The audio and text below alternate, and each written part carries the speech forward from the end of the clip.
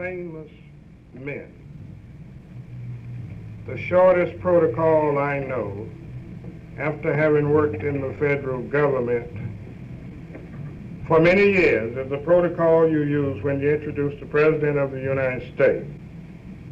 You say, ladies and gentlemen, the President of the United States. Ladies and gentlemen, Ralph Ellison.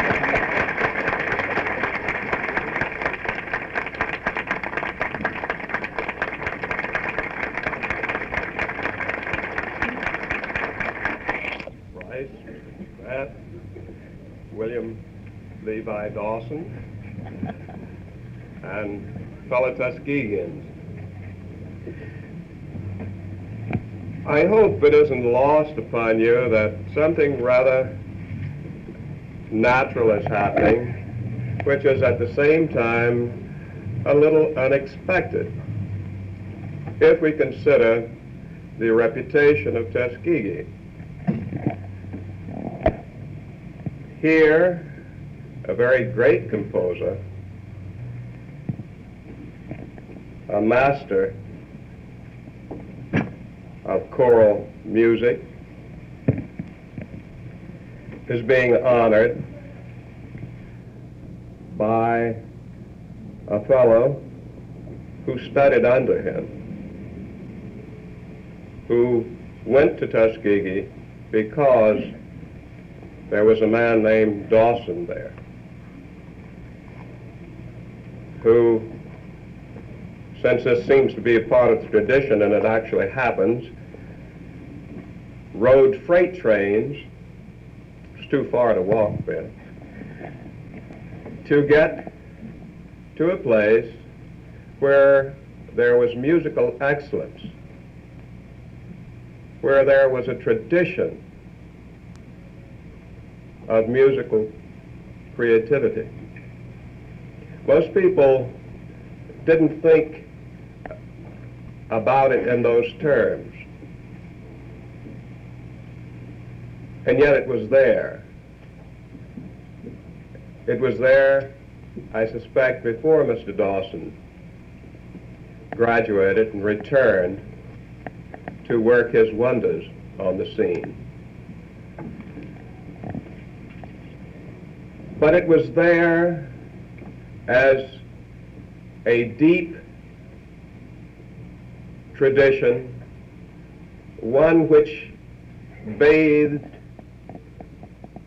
each and everything that was done at Tuskegee with the overtones and undertones of a sense of life which perhaps could not have been expressed except through art.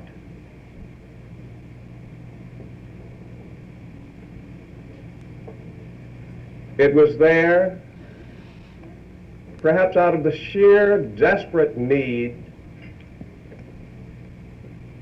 to assert our hopes and our dreams against the complications of living in the South, or for that matter, living in America, being up against definitions of our humanity which we could not accept, and were too busy trying to go where we wanted to go and to become what we wanted to become, to stop and spend too much time in arguing about it.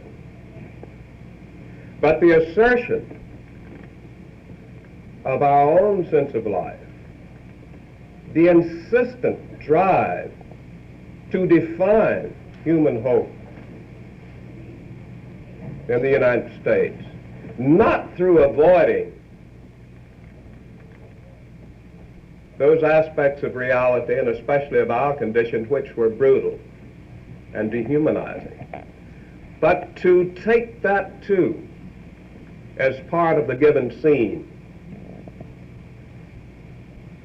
and then determine to go beyond it. Not to ignore it, not to pretend that it didn't exist, but to humanize it, to take it in, to make it connect up with other aspects of living. with dream, with the sounds of the future, the sounds of hope. We did that through music. That was a tradition. That is a tradition far back in the slave past, which bathes, which enhances the activities of Tuskegee. Underneath the desire for education, underneath the desire for the possession of more technology, underneath the drive for intellectual competency, is that other thing, that thing which can only be expressed through art. Now, I said it's rather odd that a fellow who didn't make it as a musician should be here trying to say something to and about William L. Dawson. But I think just as he reached out through his choir, through his ability to make people who were not really musicians give voice to sublime music, he was doing something else, acting as a cultural hero, acting as a symbol, a living symbol of what was possible. And so we came to Tuskegee, and so we played in the band and in the orchestra, and so we studied. He once threw a piece of crayon at me. So you learn that even there, life is real, life is honest, life is ambiguous, but you got certain messages of which you weren't quite aware that you were getting them. When Mr. Dawson stood before a choir, or the band, or the orchestra,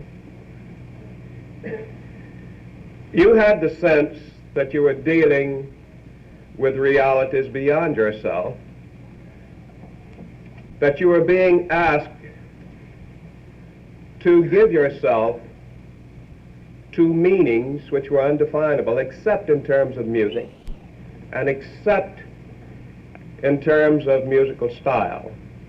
But you also had the sense that with his elegance and with his severity, with his grasp of the meaning of verse, the value that he could draw out of a word and make you draw out of it, the way he could make you phrase, could teach you to grasp the meaning of a line of verse to which sometimes he had set the music, sometimes Handel. Gave you a sense that through this activity, through this dedication to the arts, you were going beyond and you were getting insight into your other activities. As I said, Tuskegee has been a place of music. And it is ironic that through all of the years of its identity as a place of agriculture and industry, it had that other dimension, that dimension of art, which went beyond the simple matter of our singing and our playing instruments. Tuskegee during the 30s was one of the major musical centers of the South. It was at Tuskegee that the Metropolitan Opera groups came. It was to Tuskegee that the great string quartets came, that the Philharmonic came. It was not to the University of Alabama. It was not to white schools in that area, but to Tuskegee. It was there that the tradition was. And I'll tell you something else. It wasn't a new thing when the Tuskegee Choir opened Radio City during the 30s. It was only the event through which the broader America, the broader United States, became aware of what had been going on there for many, many years. We live into ourselves. We grow from what went before.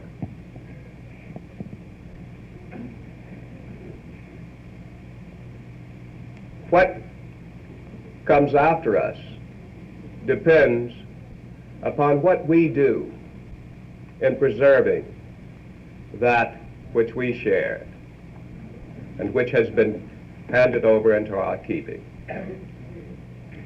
I think it's quite important that during the 50th anniversary of the Philadelphia Tuskegee Club, that you honor Mr. Dawson, and that you impress upon the nation at large that something very, very crucial to the cultural life of the United States and perhaps to the political life of the United States will be lost if we allow the tradition of Tuskegee to go down. I'm not talking now about politics. I'm talking about living examples. I'm talking about musical traditions. Because what is frequently overlooked, usually overlooked, in these days where we talk of discovering our identities, is that there was an identity there all along. And when you see a choir like that, two choirs, one improvised, I understand, and the other which has been together, when you hear the articulation, when you hear the blending of the voices, that grew out of an identity based upon struggle with basic realities, a tradition which has been extended, broadened, and enriched by William L. Dawson, a tradition which is made up of musics which our forefathers heard and created out of what was around them and what they brought with them from Africa. But the magical thing about it is that it is not simply an in-group music. This is a definition, an artistic definition of what the American experience is when faced with grace, when faced with a willingness to give oneself to the tragic dimensions of the American experience. This is very precious. The entire nation depends upon it because there is not enough of it. We are very lucky that an artist of Mr. Dawson's statue found his way to Tuskegee at the age of 13. He must have been a little criminal because he ran away from home.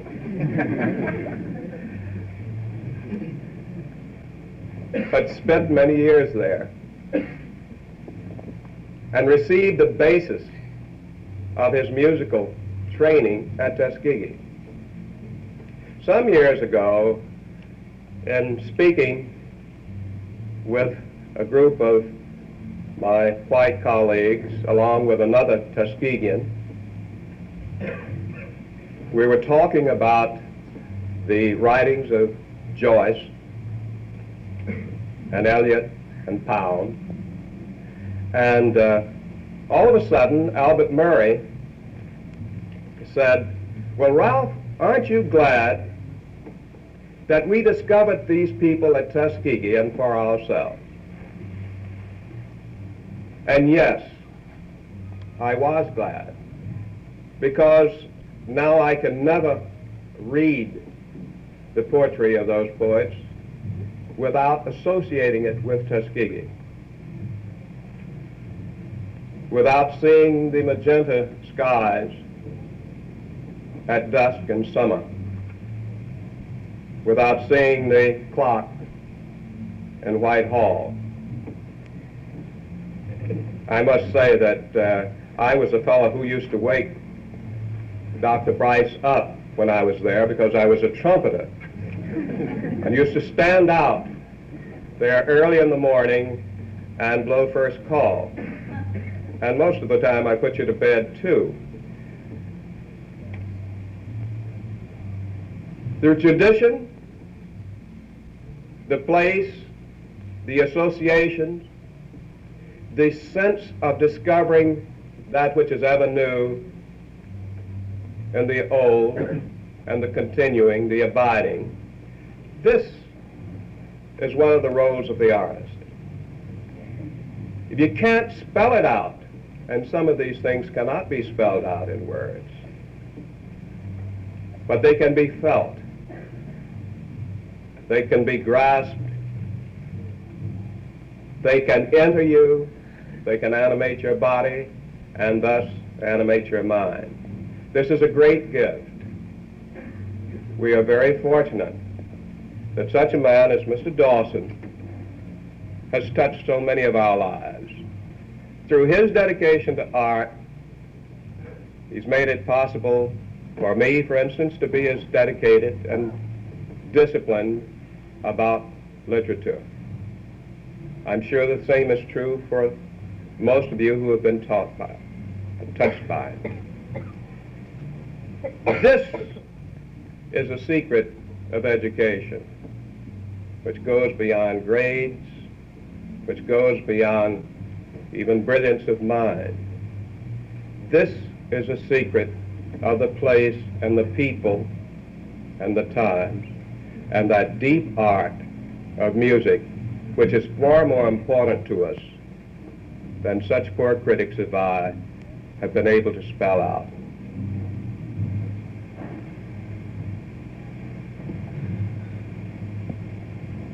If there were a choir here, I would say, let us sing, let us break bread together. I'm not particularly religious. I'm claimed by music.